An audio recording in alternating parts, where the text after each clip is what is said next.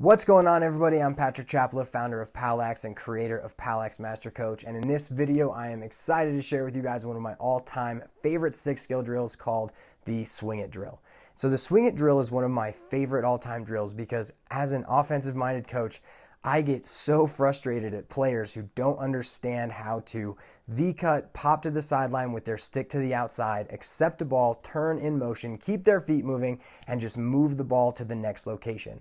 So many players feel that they have to do something every single time that they touch the ball, that when they catch it, they always do some little stupid dummy dodge instead of just moving the ball to the next location. And when you get to the higher echelon of high school and college, the understanding and ability to just catch it and move it in the right locations is hugely important. Players who understand this are going to be more heavily recruited than the ones who always catch the ball and just want to dodge.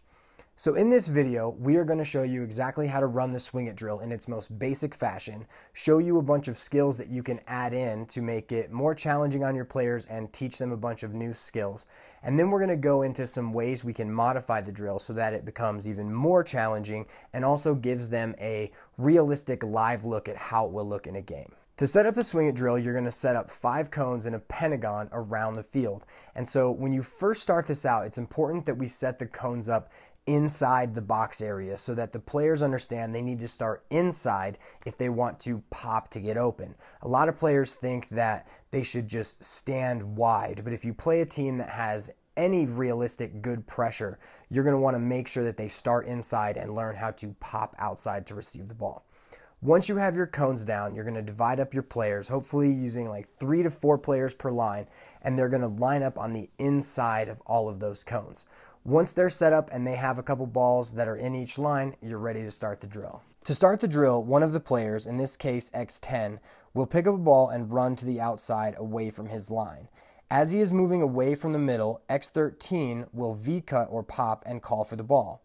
X10 will pass the ball to X13 and then get back into his own line. X13 will then turn and pass to X1, who is popping out to receive the ball, and the drill will continue like so. As the players play within this drill, we are going to add in a bunch of skills and some rules to help them learn how to really swing the ball in a game. The first thing that we are going to add is skills. I always like to start with turn away because it's the safest thing to do. As players pop, they will have their sticks to the outside of the field, protecting against an imaginary defender. Once they catch the ball, they will turn with their backs to the middle, switch hands, and move the ball on. This will help train players to present their stick when trying to accept the ball and to throw the ball on the outside when moving it. Players should remain in motion the entire time. The second skill we like to incorporate is what we would do if we have less pressure. So if we have less pressure, we don't have a defenseman on us, we can switch our hands while facing the field. And so players are still going to pop out with their sticks in their outside hand, catch the ball, turn, exchange hands, keep their feet moving, and then move the ball to the next player. The third skill that we like to do is just a simple catch and fire, where players are going to be popping out once again with their sticks in their outside hand, catch the ball, set their feet with a crow hop or a shovel step, turn, and fire their pass on to the next player. The fourth thing that we sometimes like to add into our Swing It Drill are specific skills like shuffling into a split dodge, wind up face dodges, hitches, and specific passes like lever passes or behind the back passes if you want. But for the most part, we don't like to use that within our Swing It Drill because the Swing It Drill represents so much of what we do on offense that we want our players to get the most efficient and most technical reps that we can possibly provide them with as we're going through this. If we want to give them more skills, we'll probably just run the plus drill, which is very similar to this, but it doesn't use the same specific space that this does that recreates our actual offense. The second thing that we're going to add into our Swing It Drill other than the skills is one specific rule. And that one specific rule is that if you are not ready to pop out when it's your turn and someone catches the ball, turns to look at you, and you're not actively getting open, we're just going to skip that person. And so to skip that person, we can do one of two things. The first and most efficient, the way we'll probably use in the games, is we're just going to continue to run towards your line and then pass to the line over you. The other thing we can do, and I don't like to do this too much because in a game we're probably going to have the pass knocked down, but we can throw a nice overpass to that next line instead of passing to the guy who was not prepared.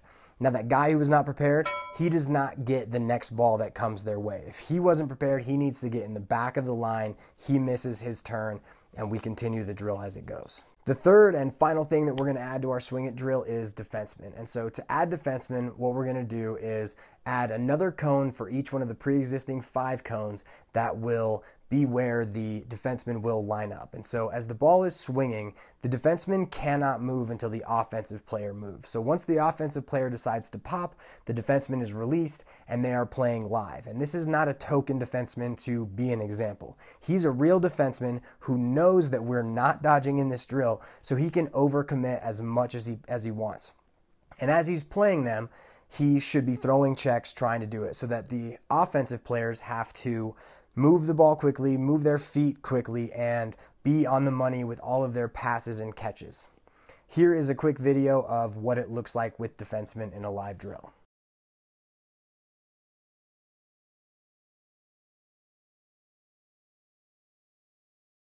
In the event that the ball hits the ground, both of the players will then be in a one-on-one ground ball scenario where whoever picks the ball up is going to be the one moving the ball to the next offensive player. This will in turn just keep the drill running even though we are having the ball hit the ground. To move players through this drill effectively, we will pair up players. So in this example, when X4 pops out with X5 playing him, both players will go to the back of their line and switch places once they get to go again. So in the next rep, X5 will be the offensive player and X4 will be the defensive player. This is more effective than trying to get the defensive player in to play offense on the next ball. The final thing to mention with defensemen is, what do we do if the defenseman is covering that player? We don't want to train our players to throw passes to covered players, and so we've got a couple things that we can do. The first option is to have the covered player cut back inside and allow the ball carrier to carry and throw to the next player. So here, X1 would not want to throw to X4 because he is covered. So X4 would cut back inside, allowing X1 to carry over him and pass to X7. The second option is to have the ball carrier dodge to the middle and tell the defensive players that we are sliding adjacent. So they will need to come off of their own player to slide, which will open up the pass. In this example, X1 once again wouldn't want to throw to X4 originally and would instead dodge trying to get to the middle, forcing X5 to slide and opening up X4. Lastly, you can open up the drill to allow for passes in both directions. So if a player pops out, catches the ball and turns, and the player who's there is either not ready or he's covered, he can then roll back. Like in this video, as a player turns to look and then ends up rolling back to pass back the way it came. When trying to add swing it into your team's drill repertoire, make sure that you're not getting too advanced too quickly.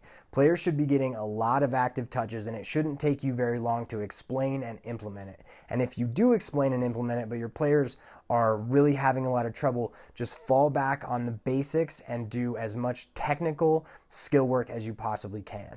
It took our varsity team about 2 to 3 weeks to implement all the stuff that we did in this video.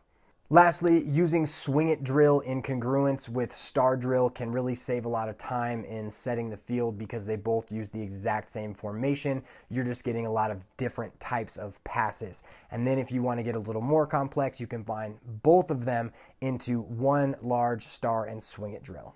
Thanks for watching, everybody. I hope that you guys enjoyed it. If you did, make sure to share it. To learn more, make sure to check out all the other videos at POWLAXmastercoach.com, like the star drill and the star and swing it drill. If you have any questions, comments, or suggestions about future videos, please email me at patrick@powlax.com. Have a good one, and I'll see you guys in the next video.